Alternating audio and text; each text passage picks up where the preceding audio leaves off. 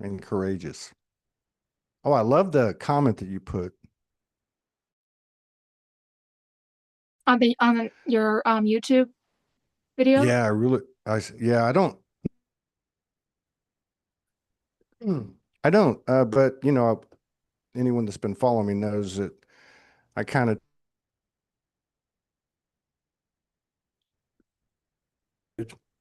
so that was almost a year ago. So I have been interacting a bit with people, but I saw that today and I was like, wow, that sounds like something okay, yeah, we are live on Facebook and let me just double check on YouTube. Can you hear me okay? You're cutting in and out, but I'm Okay. getting the gist of it. Okay. Well, we're going to make sure that you do all the talking. So yeah, it's on both of them and X. Boom. I'm just going to, my phone's operating on the cell, so we're okay there. Okay. All right. So I'm going to flip that off and come back over here. So yeah, I made a friend today. Uh, and we're about to get to know each other in front of a bunch of people. My signal is not so great. We're having kind of a inclement, something's going on with the barometric pressure or something. But yeah, I received a comment on one of the last shows we did on YouTube from this beautiful sister Yona, and she had some things to say, and I thought it was incredibly interesting, revolving around stability, security, abundance, money, flow. I mean, I don't know really how to really identify it all, but yeah, so we're going to get to know her and also talk about these real-time issues or intel or potential code creation that we're all being faced with in acceleration of this transition we call ascension. So welcome, Yona, to the show. Thank you for coming in and sharing space with us today. And I also want to add before I hand it over to you that her and her wife have been sailing the Mexican Pacific coast for the last 8 years, and then they spend the what they call the off season here, the Sedona, Yosemite, and different places on the continental U.S. But yeah, so I thought that was kind of cool too. So I'm looking forward to picking your brain. Thanks for coming in uh, and doing this so quickly. Yeah, it was kind of spur of the moment. And just so you know, you're cutting out a little bit for me, so I'm getting the gist of what you say. So if I sit there for a minute quietly, it might be because I didn't hear you. Yeah, there's a lag. It should get better. Okay, great. So I'm on Starlink currently. So Oh, we've you're had good good. we've had good luck with it where we are right now. So I hope that will continue, but you never know. No, you're good. They can hear you just fine. I'm watching the captions. Okay, right. So, I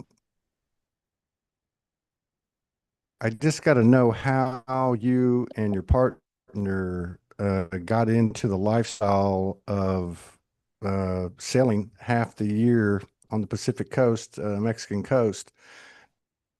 Happened? How did you get there? Yeah. Faith, really. We were both, we owned a home in Washington State, and we, worked. I was quite ill actually and had been for a long time. And we realized we were dying. I mean, it kind of started in 2012 when we went to England for spine surgery for Shay, and we realized we missed absolutely nothing about our old lifestyle except for our dog and our friends. And that put the impetus into um, our I guess our brains and our bodies to actually make a shift. So we sold our house. We bought a sail. I'm making a really long story short. So we bought a sailboat in Mexico, and we bought that just a couple years before the big sea happened. And when that happened, we ended up in our trailer being spending most of our time in the wilderness, in the woods, in the desert, in the mountains. Um, and so we ended up doing this cyclical kind of lifestyle of spending hurricane season, which is down in Mexico right now, is just starting. Um, Up in the States in our trailer, traveling around the US and doing some volunteer work and just, connecting with the earth. We spent a lot of time at hot springs and rock hunting and in the woods. And then we spend our winter season on our sailboat, Holo Holo. And we bought an old boat that needed a lot of refit.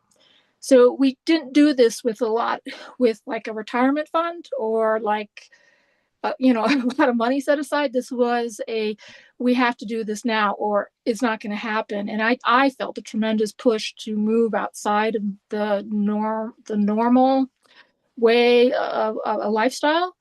And so that ended up where we are now, which is living half the year on our sailboat, Holo Holo, and sailing the Sea of Cortez and working on our boat.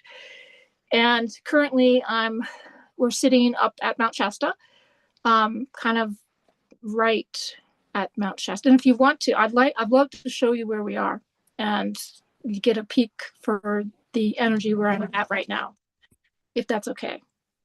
Yes, please. Okay, awesome. Let's go for a little trip. I'll try not to put my thumb over the camera too much. So you can get a feel for a little bit of our lifestyle too by just seeing how tiny we live. So I gotta get my shoes on. I'm gonna turn the phone around. So this is my view out my door. And if we come around the corner of our trailer, there's our solar panels, which is what we live on. That's how we produce our electricity. And there's Mount Shasta. Is that coming in okay? Wow. Yes, yes, I can see it. Yes. Wow. Yeah. So Is that is Shasta right there, isn't it? Or is that a cloud? no, that's Mount Shasta. Is it covered in snow? Yes. Oh my God. Yeah. Yeah, that's it right Wow. there. And we're kind of Hmm. at a pull off there's our truck and here's our Wow. Congratulations.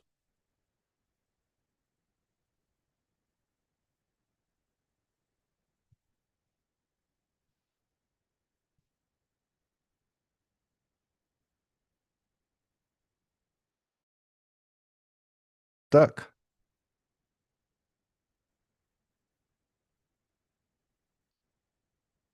She's probably talking to us right now.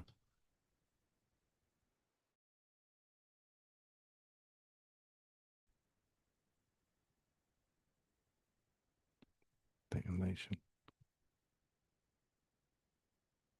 Oh yeah, we're good. She's just disconnected. Oh, she'll come back. I thought it was going to be me. I guess because she got out of the truck or the trailer. She'll be. So yeah, I almost if I knew my signal was all right, it looks like it's coming through okay. I'm watching the read what she said when I think I can quick. Let me see. Okay.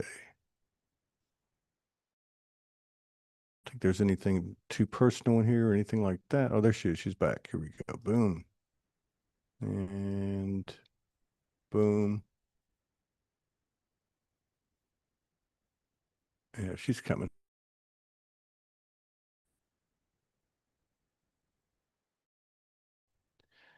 There you are. All right. Let's see your mic. Let's get your mic on. Boom. Okay. me that dropped. Oh, yeah, you're good. Okay. You can hear me? Yeah, there you go. Yeah, I think my signal kind of stabilized and then. It was me. The router fell over. It was Charlie, Okay.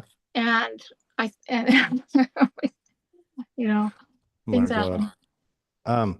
Um, so in this, I don't know where you want to start else Um, besides the subjects that you brought. Yeah, I have a feeling they're all kind of intertwined. Definitely intertwined, and so it's kind of a spiral for me. So much of this lifestyle, and the reason I'm bringing this up is because it's pushed me out of my comfort zone in every possible way.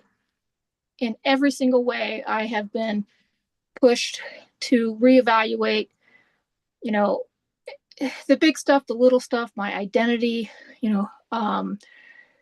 what home is, what is security, what is safety, um, how to ground yourself in the ocean, um, how, I mean, from the mundane, you know, to the spiritual, emotional, physicalness of our lifestyle. It's really created an opportunity for me, a huge, humongous opportunity for me to accelerate into um, a a a different person than who I was, 7 years ago. And I don't really like using labels that much because I feel like every day I have to rise to the occasion to be something different. On our sailboat, one day I'm the captain. The next I might be the diesel mechanic. The next I'm the navigator, or I'm looking at the weather. The next, in our travels, you know, I um, I have to show up and learn how to live in not knowing where I'm spending the night. Um, I have to uh, make that okay, make that safe for me. I have to learn how to be so many different things: shaman, energy worker, grid worker, wife. There's so many pieces of me that it's like I don't want to be just like, oh, I'm this or that. My lifestyle is that of a sojourner or a nomad, and I'm a sailor. Fundamentally, that's my lifestyle. That describes the encapsulation of how I live. Within that, there's so much more that I've had to rise to through, fear. I mean, abject, like fear and a lack of confidence. Like, did I ever think that I would be able to fix certain things on the sailboat, or, captain a sailboat, or, make it through a certain storm, or, there's so many things I've had to push myself around um, that's uncomfortable. And um, which kind of like I really wanted to share in talking about when we're talking here about um, what or rather let me backtrack. I responded to Todd because what's coming up, what I'm seeing, and what I'm feeling a lot in a lot of people is an uncertainty, a fear around the uncertainty, a fear around what is being projected externally, and it feels very uncomfortable for people, and it is scary, and it's bringing up a lot of stuff for us to move through, right? And everyone is doing their own thing around that, and doing the best they can to move through those energies. And the reason I responded is because I feel as if I'm holding some really deep codes around this. I feel like I have also maybe some practical tips about how to manage this, because I've had to do this for years now, in very scary, for me, what felt life-threatening situations.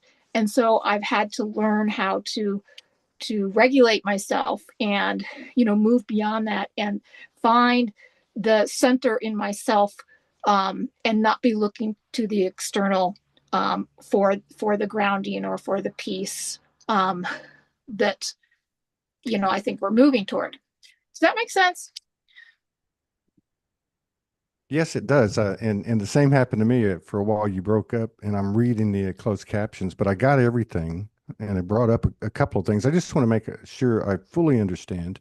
I know I do, but it sounds to me like what you wrote on the YouTube and what you sent in the email, which is really like you were saying, it's not the only part of you, the sailor and the sojourner and but this was the fundamentals of your life experience, and you might say your multifaceted functions in life, and that as a result of that, certain things are coming up, things that you have had a relationship for the last 7 or 8 years, and you have some practical tips and also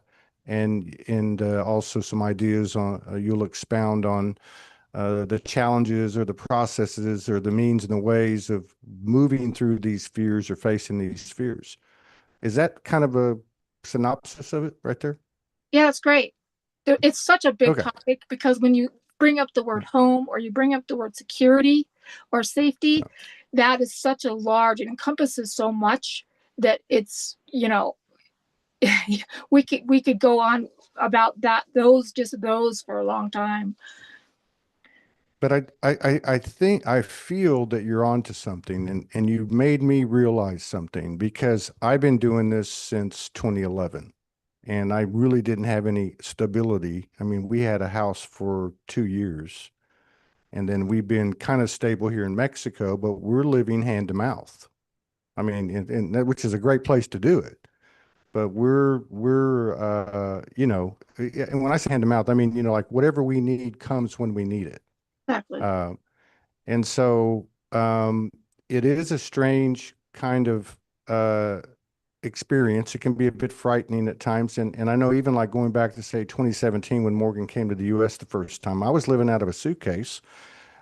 She's, packed all her stuff up and come over for a visit for 10 weeks. And on $400 bus tickets, we went to Arkansas from Houston, Texas, and went on a saga for the next few weeks. But it was all that hand to mouth thing, not just monetarily, but energetically, kind of a weird space. And maybe you can go from here, but kind of a weird space where it is very unfamiliar. It can be a little bit frightening, yet you can kind of feel the thread of the magic and you just keep going. And it's almost like as you take a step, the path appears. And I know that sounds all Buddhist and all that, but there's actually a human element to it that's tied to your mental and your emotional. And I think that's kind of what you're pulling together in addition to the spirituality part of it, the metaphysical part of it. But yeah, if you could expound on, what that was like for you guys and kind of how you evolved through that and anything else that you want to offer up.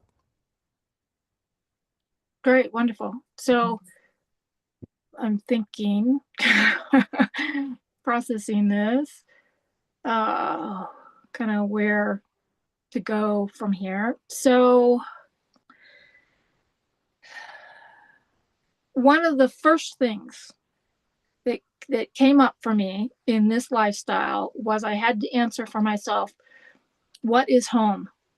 Is it a place? I mean, of course I can feel, I like different more places, some places more than others. Like I feel energetically connected, but is home a place? Is it a person? Is it a state of being? Is it, you know, certain things around me? Is it my wife? Is it, what is home?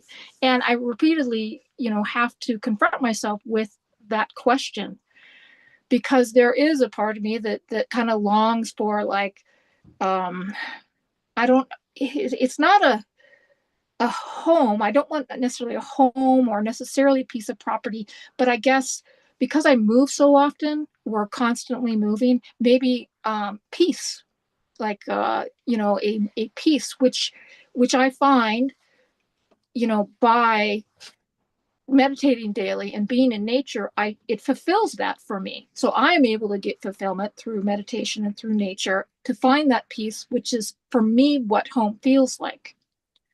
And along with that was the question of security. Now, security comes up for me not only because we travel in the backwoods, we're often out in the middle of nowhere, but also because, our methods of traveling isn't always safe. Living on a boat in the Sea of Cortez isn't necessarily the safest thing to do. So the question of what is safety, what is security? I can't buy life insurance, or I can't buy insurance that's going to give me a sense of security, a sense of stability. That's something, and since I'm always on the move, that stability isn't there as well.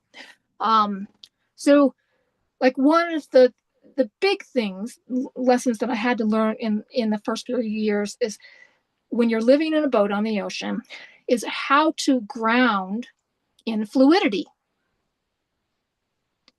How do you ground? I mean, it's pretty easy up in the forest. I can ground, it's wonderful, but when you all of a sudden you live in movement, your every single second is in motion. The boat is meant to be in motion, and you're sensing that and feeling that in your body. It takes me weeks to adjust each season to be in the fluidity. How do you ground in that?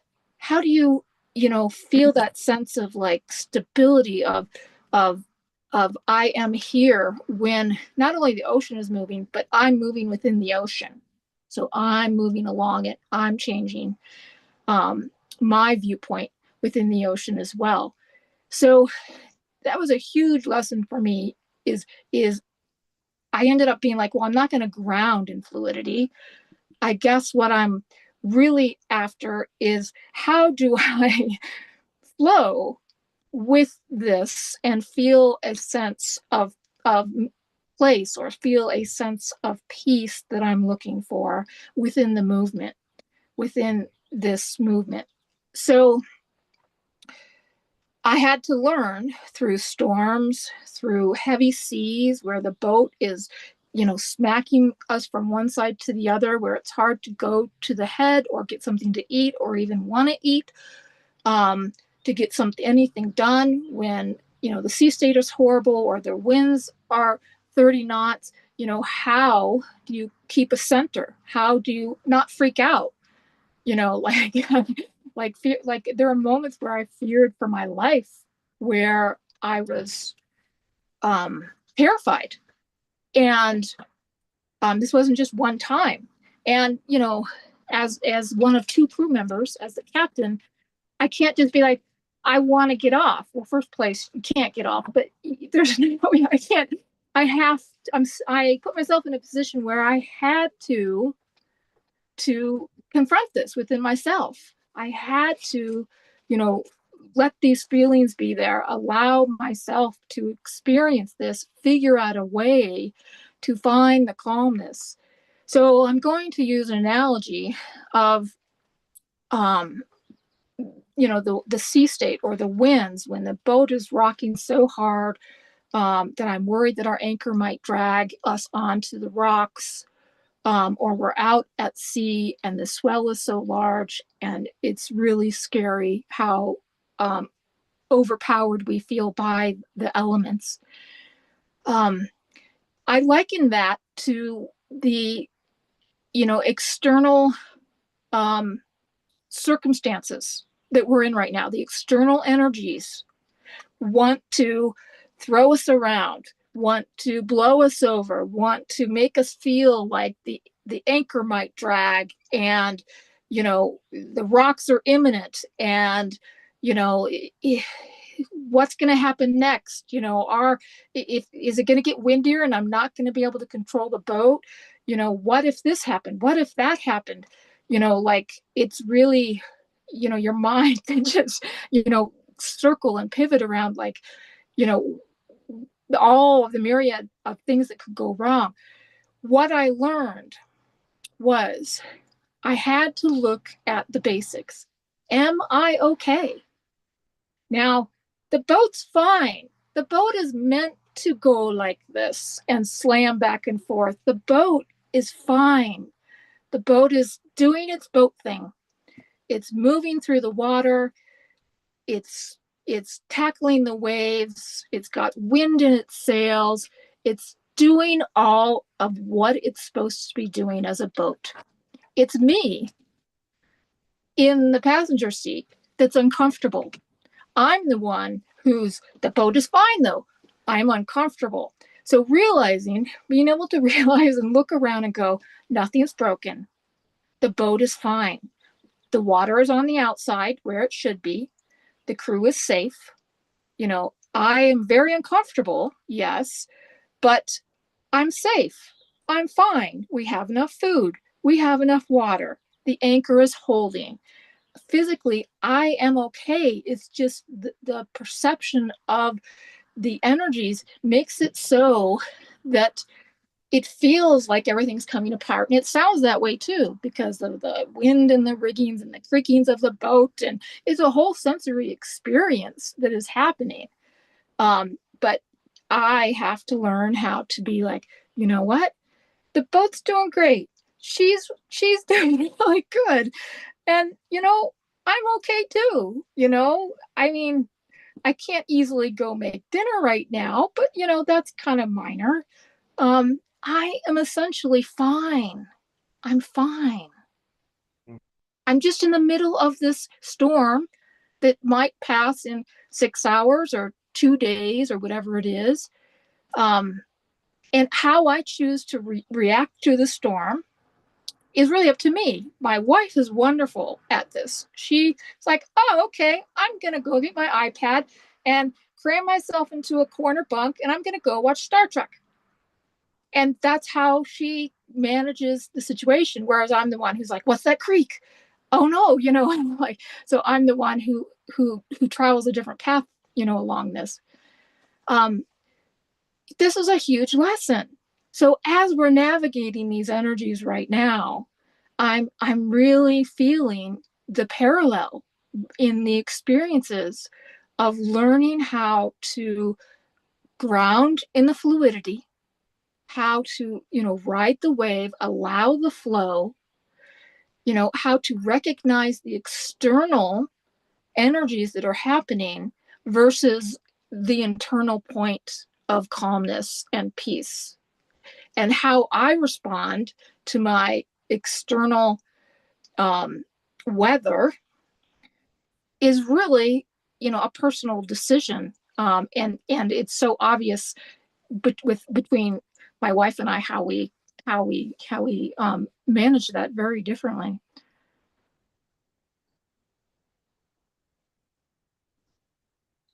Yeah. Right. Can you hear me? I did not. Oh, I was just saying, yeah, it sounds very similar. The wisdom of the polarities. She's calm and cool watching Star Trek, and you're on pins and needles. And there's something to be said for that. And your experience, or I should say, the both of you, is extraordinary. Physical and in all the different streams of both the non-physical and the physical, and the individual as it parallels the collective. So it is, I'm fully convinced that you guys must have some coding, some of it you've already shared, obviously, like how you're like the symbolic of the boat is okay. And so it's like the boat is the soul, is the one inside the boat getting knocked around. Self accountability, what choice do you have? And that was my question as you were getting into it. And I know there's a lot we can go through here, and I want to, but would it be safe to say that one of the main things, at a minimum, maybe one of the top three, top five, maybe the number one thing, is that the realization that it's all on you place with your partner in a boat that's getting knocked around for 2 days, that it's really on both in your situation and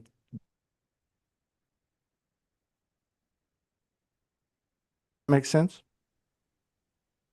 I only heard part of that, but I think what you said was where was talking about self accountability. Yeah, what I was saying, oh, hang on. Let me see if I can catch a good wave here. Are you finding that that one of the first things that you learn maybe is it's all on you, even if you're in the boat with your, our 2 days, your energy, your field, your disposition, your everything is all on you. Yes. So yes, I hear what you're saying. Okay. Yes. So, and I was just thinking about that today, how, you know, I chose I chose that, and there are certainly moments where I'm like, why am I doing this? Like, what the heck am I thinking? Like, this is cray cray. Um, so, but, I always come back to, I chose to be out here. I chose to be on the boat. I choose to be in the forest. I choose to put myself in these positions. And I choose to have this experience. I could at any moment just say, screw it, and, swim to shore, I guess, and walk away. um, so, yes, very much. I feel like I am accountable for my experiences, not necessarily the weather all the time, but I am accountable for putting myself in a boat in a place where I would experience that. So if that makes sense, or putting myself anywhere in life, choosing to live an alternative lifestyle, um, choosing means that I come face to face with myself in a lot daily, whereas in my life beforehand, I did not, because it was routine. Okay, and so also, just so you know, like, um, I'm not some huge adventurer. I have a lot of Taurus in me, even though my birthday was just recently. I'm a Gemini. I have a lot of Taurus in me. I like comfort. I like stability. I like routine. That feels really good to me. And yet I've chosen a lifestyle that kind of throws that out the window. So I have to say, yes, I chose that. And a result of you know putting myself in a different type of lifestyle means that I have to summon up courage. I have to summon up a lot of things that I've never had to do before when I was living in a house. And so it's good. Retrospectively, I'm really, really happy that I chose that. But there's been so many moments that um it's hard to continually do that, to find that within yourself. Like, something breaks on the boat, I have to fix it. I might not know how to do it. I have to figure it out. I have to figure out why the solar isn't working, why we're not getting electricity into the boat. And because if we don't have electricity, we don't have a refrigerator, we don't have communication devices, we don't function as a boat anymore. And then here we are in the middle of nowhere. I have to figure out why solar isn't working so that we can be, functional again. And it's like, no one else is going to do it. No savior's going to come along and, you know, fix it for me. I might be able to call a friend and get some advice, but essentially, I'm the one who has to take responsibility for figuring out how to do it. And that's a scary place to be in. That's a really, really scary place of like, okay, you can do it. Like, Shay's like, I know it, you can do it, and she's all like, she's a great cheerleader, mostly because she doesn't want to do it, but she's a great cheerleader. And so I'm like, okay. And I take one step at a time, and before you know it, it's done. And I'm sitting there going, how did that happen? how did I don't know how it happened, but I'm happy. The solar's working. Boat's happy. We can, have one more day. So, it's not easy to move through, taking responsibility. It's just like the one day, what came up that day, what do you have to deal with that day? And that's it. That's all I can focus on. My life has become very narrow in that I only really focus on now and today, because it has enough in it for me to take care of, that there really isn't room much for long term or what ifs, because I got to go fix the solar now. Hmm. So it is a perfect snapshot in the physical experience of what we're all going through, because there seems to be this good pressure uh,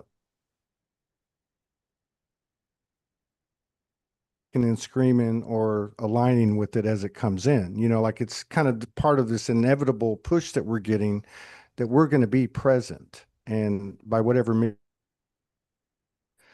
but you guys are in an extreme scenario, which I love what you said about you,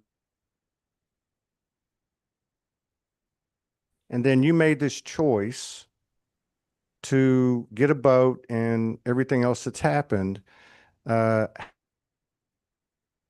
to really get comfortable with it? Or have you been so present from the day that you jumped into this that you really haven't had, you don't have time to, uh, doing what you got to do? You just keep doing what you got to do.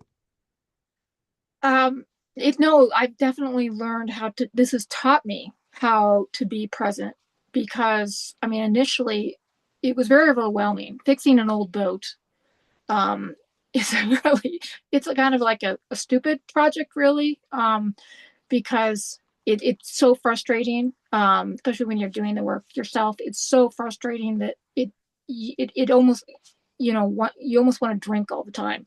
I don't, but that's kind of the way it makes you feel, like, this is over the top.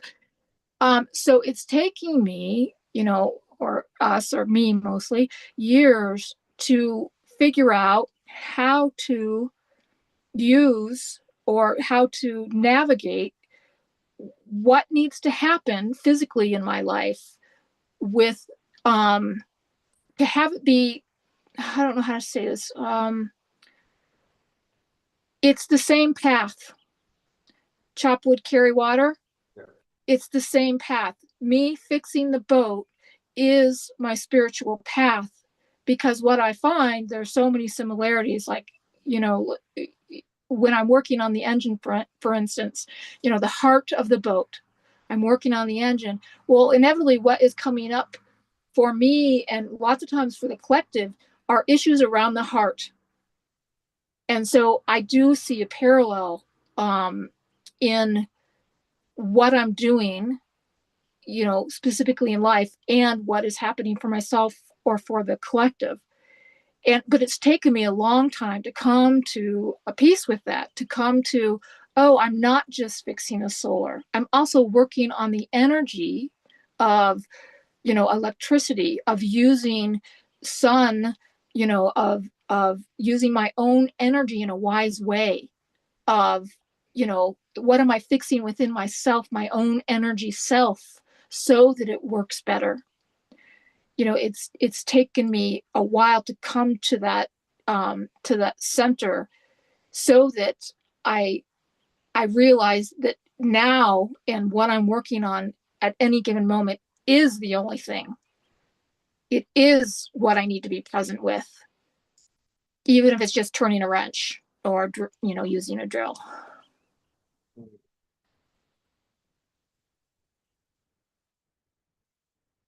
Amazing. Amazing story. And so you both are literally tapped into the point where you're more and more seeing the absolute connection between what's happening collectively and with you, and also in the non-physical and the physical, right? Like you guys are right. And so I think you also mentioned what I think everybody can relate to, regardless of how it's playing out, with what their functions are. And that is the things that are coming up for you or for your partner, for me, or for anyone that are coming up, regardless of what our physical actions are every day or our jobs or whatever. What kind of, first of all, has that been happening to the two of you? And has there been any evolution in that? Or has that been a constant, or does it feel like it's balancing out, or how's it gone for you guys? It's been an evolution for sure. And I mean, the work hasn't changed. The fact that we have to continue to work on the boat and our lifestyle of being in the trailer and going from place to place, not knowing where we're staying, that hasn't changed. So what's changed is our relationship to that. My internal experience around that, my sense of um, security, my sense of home, my sense of place, my that's what's changed. It is for me, not as much for I think for Shay, she's very grounded. Um, Me coming to peace and joy within this challenging, adventurous lifestyle is what's been the evolution. Yeah, I'm understanding you. I think it's almost like because of the predominant function of chop wood, carry water presence, that it's become almost like a mindless thing. So the evolution is occurring, the balance is coming on and stabilizing as a result of this. I don't know what you said earlier, but like you're always busy. You're always doing something. No one's going to do it for you. Even when the sea's smooth and the sun's shining, you still got to cook. You still got to clean. You still got to repair. You still got to do other things, right? So that's kind of what I'm picking up from you is like you're getting this, and at the same time you've moved into this lifestyle of presence, and it's may have taken this decision that you made and the lifestyle itself to put you into a greater presence than you asked for. Be careful what you ask for.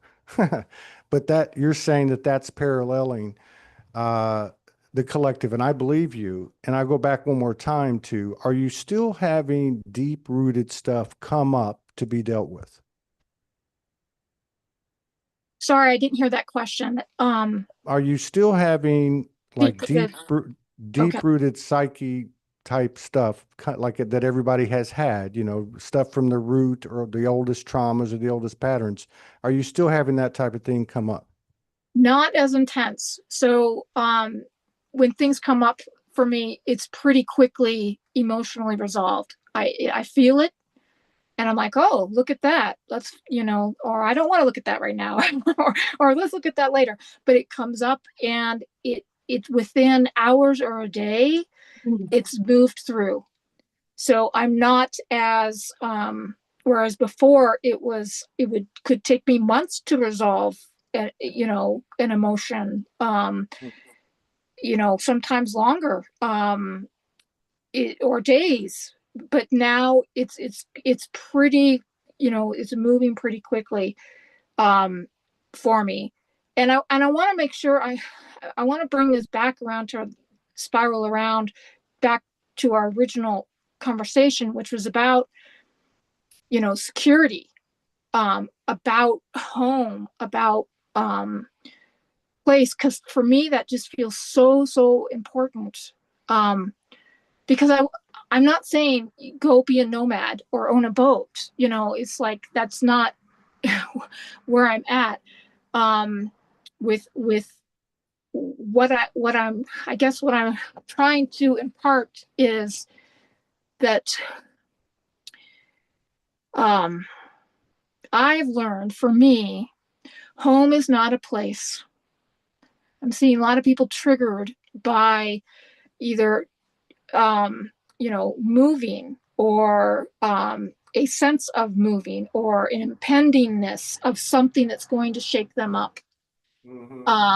Or whether it's financial, whether because we derive a lot of security from the program that tells us that money is security. And what I'm finding as I'm walking this is kind of like you were talking, you mentioned it earlier, like a saying, but I'm building the plane as I'm flying.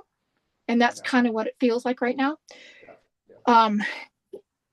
This, I have been able to touch into a space that allows me to feel safe and secure, and at home, regardless of the fact that I don't have an income. I put myself in dangerous situations for some silly reason. I don't know what I'm doing a lot of the time. We move all the time. I don't have a place. And through all of that, I've been able to find a place of peace. And so, because I'm reminding myself of the boat, basically that whole boat analogy, right? So, because I've had that physical experience, of course, it's big, it's great for me because I have the physical experience of it. But it because I am in an extreme, I feel like, situation, and I've been able to find this peace. I feel like it is accessible. We can access that now, individually as a collective, and I wanted to share that it's there for us to access. No, I totally agree. And I picked up on that like in the first 5 minutes when you were talking. I thought, oh my God, this is where she's at. And what I thought of, and I thought of again now, is we all know that like time has been doing weird stuff for the last 4 or 5 years. It's just kind of becoming a whole different element. Like you operate on the seasons, but you're not operating so much off the calendar or the clock.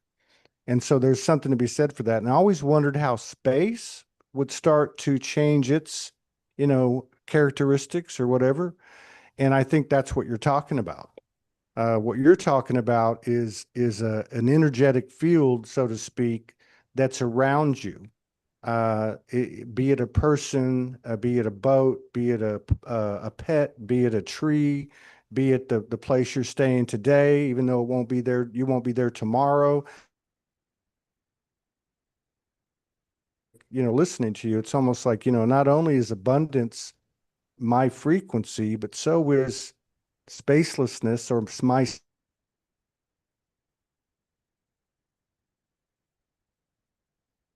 Is that your beating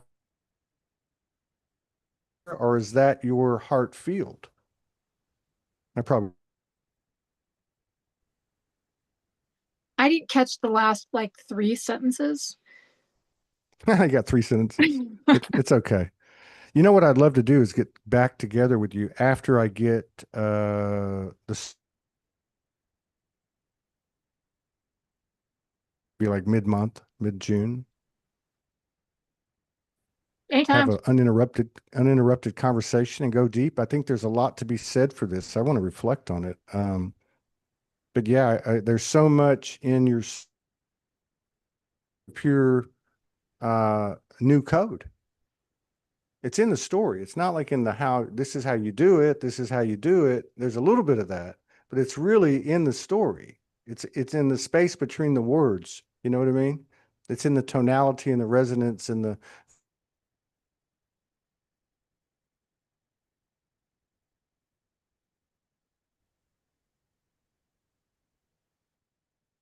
Yes, I would love to talk more about it. I agree. We could go a lot deeper with it in a lot of different ways. And I would love to do that because Yeah. I just feel like I want to go there. Yeah. I want to explore that more with someone else. Having a conversation, you know, for me would be a wonderful way to explore that. I think it'd be awesome. I definitely relate to time out in the bay, just sitting there by myself for hours and I place, it's in that nature. And I think that's what you're representing in your story and your lifestyle and where we're all headed is really what we might call nature. It's like everything is a part of that. It's like a flow, Would you say fluidity or in fluidity? But if an atom bomb went off, how would that affect me? Or the lights went out or the grid went out. Like if hardly change. You know what I mean? And that's kind of says something about where we're headed, like into this natural thing, but not like a push, like everybody, let's go do a commune. It's happening in an organic way.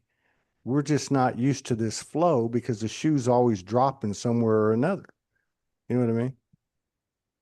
And the other Yes. thing, and the other thing I love about your message too is because I really feel like it's what you said about, yeah, these things still come up. They're still coming, but they don't hang around that long. And more second nature or less judgmental or less of a weight holding you down. So again, I think that's reflective for all of us too. And the courage, you guys. Uh, I mean, that's post.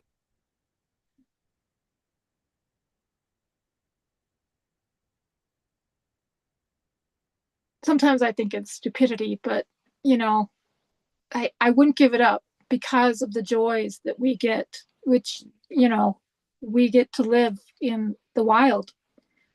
We get to live with the animals and, see amazing things. And um, so I feel very fortunate. I'm very, very grateful for our little tiny lives. Um, our little spaces that carry us around. And um, yeah, I mean, I don't know how long we're going to be doing this until it doesn't work anymore, but, for now, it's providing the avenue for us to, have the experiences we want.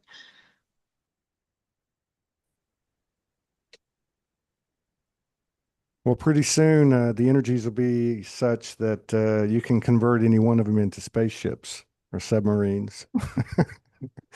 I look forward to talking to you. I don't mean to cut you off, but I've probably heard about 30% of the words, but I'm getting the resonance of it, and I'm really happy that we did this. Uh, yeah, let me get the Starlink and I'll hit you up and maybe we can just do it again uninterrupted for an hour and a half or a couple of hours and really Sounds get good. into some of this stuff. Yeah, Okay. that'd be great. Hey, best to you and your partner and to your boat and anything else in your home. That is your home. Thank you, Todd. Okay. I'll see you. Thank you. Peace out.